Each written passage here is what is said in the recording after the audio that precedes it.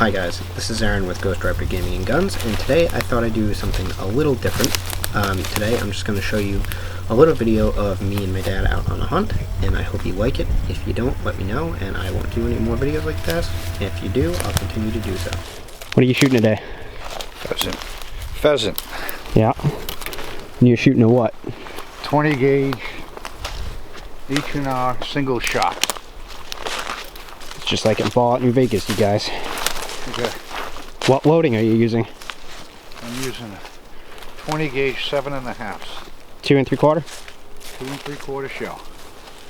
Is that steel or lead? That's lead.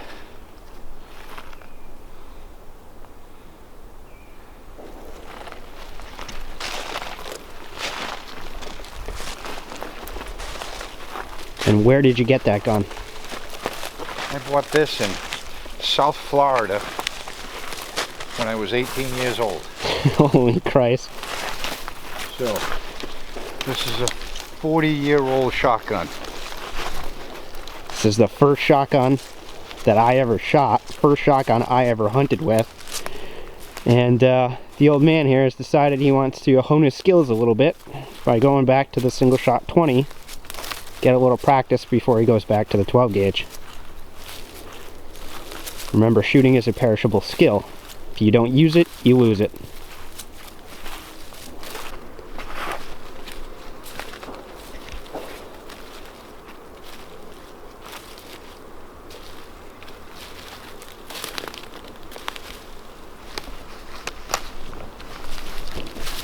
It's much easier when you have a dog. Yeah, no kidding.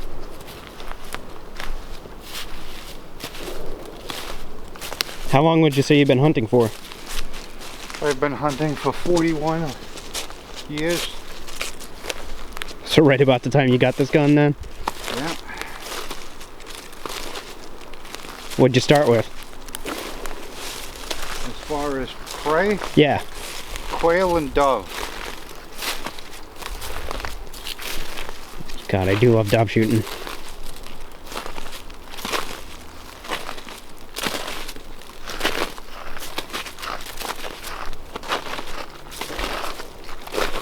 But you're hunting everything these days. You're hunting deer and duck and all sorts of stuff, yeah? Yeah. What's your favorite to hunt? I think waterfowl is my favorite. Duck and geese? Duck, geese.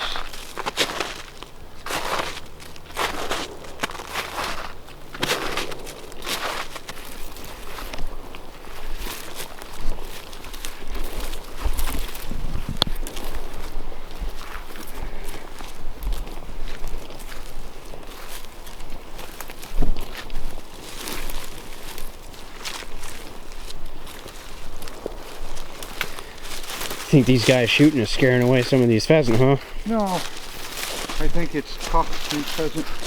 Pheasant will hunker down. Sometimes you'll walk right by them. A lot of times they run. There's a limited amount that are in here. I've never, to be honest with you, seen pheasant hunker down in thick pine like this. That's why I kind of stay away from it. Yeah. I've never seen them come out of there. They like that grass. Even with a dog, I've never seen them push out of there, so I don't really bother with that kind of area. No, that's more for like grouse if the season's open. It's just a hit and miss. Maybe you get lucky. You can walk by a pheasant here and it will hold tight and you could almost step on it before it goes up. Now, that's because the people here at the club are getting older, more experienced birds, yeah? No, because the birds know that that's an instinctual way to survive. Because, I mean, a lot of times we hunt state land and they get pretty small, immature birds and they constantly fly. Yeah, these birds aren't... They don't run. These birds aren't much older. It's the problem with put and take hunting. You know, these are stocked birds. Yeah. This is not like in the Midwest where they have a natural population and the birds are wary of hunters and they've been exposed a lot. These are put and take birds that haven't seen a whole lot, so their instinct is just to hunker down and stay put.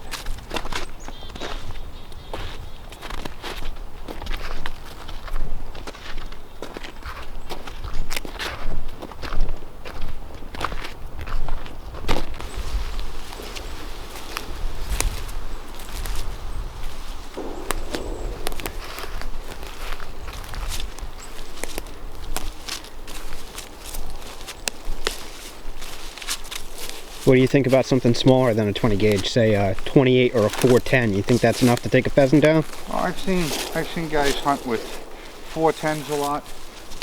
28s, It's kind of an odd duck, yeah. well, it used to be a very popular gun back in the day. I haven't seen a guy in years that owns a 28. Yeah, neither have I.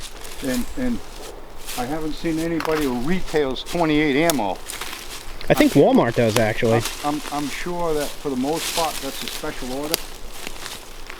You know, an online kind of order. Well, I've seen it at Walmart and I've seen it at Dick's, and usually it just sits on the shelf forever because nobody uses it. Yeah, it's not very common. I think that's one of those things that they can order like once a year and just leave it on the shelf.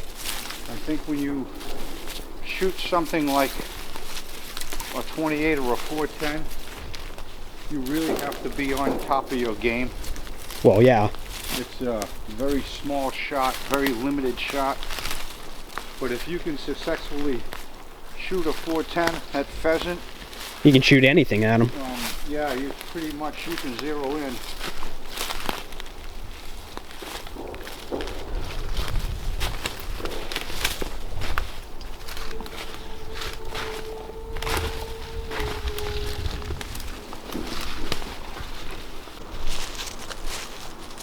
Well, looks like somebody took a few shots at one here. Not a very good shot by the looks of it. 3 rounds. It would be nice if he policed his brass. Yeah, you know what? Why don't I grab that? Gotta clean up after yourselves, guys. This is just as important as anything else when it comes to hunting. It's recycling.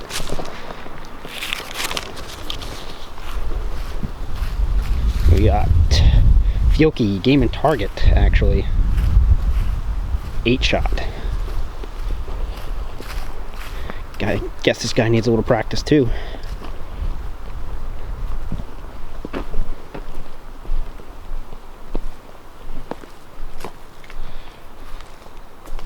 It's always nice to find what you're looking for in the woods when you're hunting, and to take some game. But leave no trace, right? we should be mindful that in the heat of the moment and the excitement, we also have a duty to police our brass afterwards. Yeah.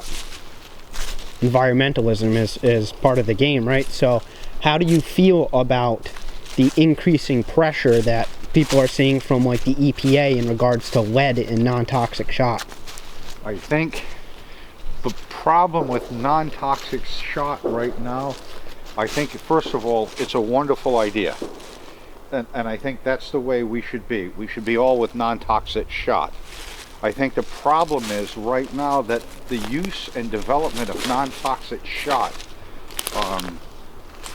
the production is limited, the usage is limited right now, so the cost is extremely high. Oh yeah. So people naturally don't want to spend that kind of money.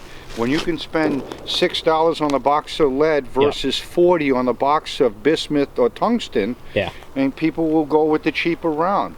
Unfortunately, in my personal opinion, steel shot works well, but only at close quarters. Right. It has no density to penetrate. It loses velocity fast. Because it loses velocity in so short a span, you have a tendency to wound a lot of waterfowl, and they fly off and die.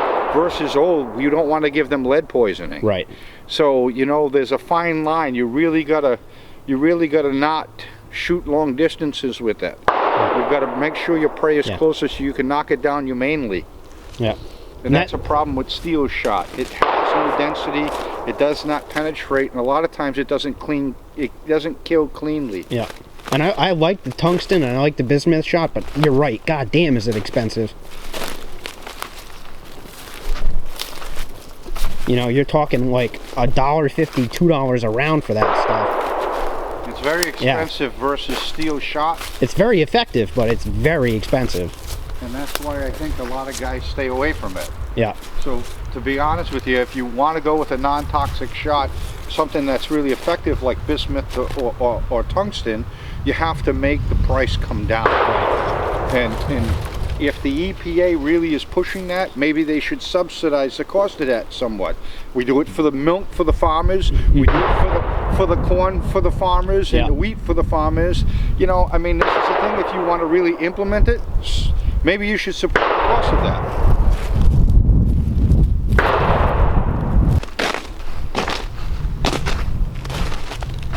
Guys are putting a lot of rounds down range considering the price of ammo these days. Some guys buy sports cars, some guys buy ammo.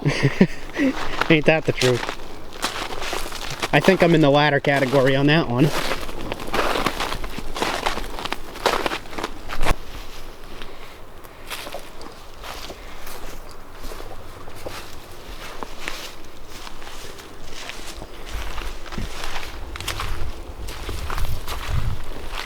Now this isn't exactly prime pheasant territory, but I would say that this kind of area with a little bit of swampiness to it is good for like woodcock and snipe, yeah?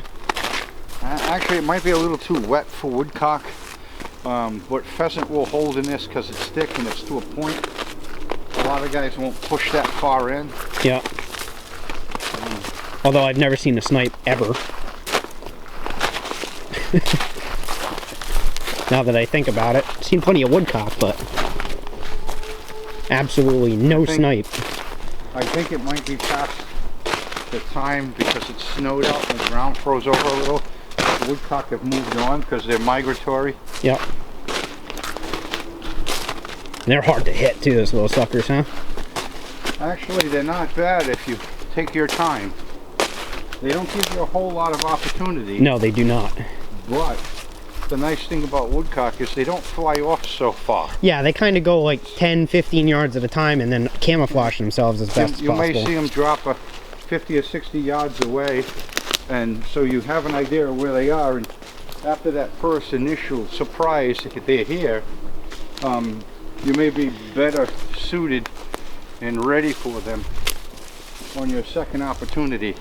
Yeah, for sure. They like to wait until you're almost right on top of them and they fly and scare the crap out of you. So if you miss your first opportunity and you keep an eye on them, usually you'll get a second opportunity, but the second time you'll be ready for them. You know they're there.